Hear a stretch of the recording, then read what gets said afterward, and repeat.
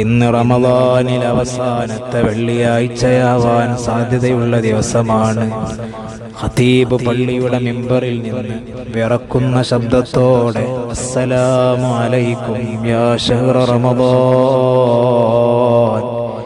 എന്ന് കണ്ടമിടറി പറയുമ്പോൾ മനസ്സിന്റെ മൂലയിലെവിടെയോ ഒരു വേർപാടിന്റെ വേദന വരണം. നമ്മുടെ കുടുംബത്തിൽ നിന്ന് വളരെ അടുത്ത ഒരു ബന്ധു വിട പറയുമ്പോൾ ഉണ്ടാകുന്ന വേദനയുണ്ടല്ലോ, അതുപോലൊരു വിടവാങ്ങൽ നമ്മുടെ മനസ്സിൽ അനുഭവപ്പെടണം.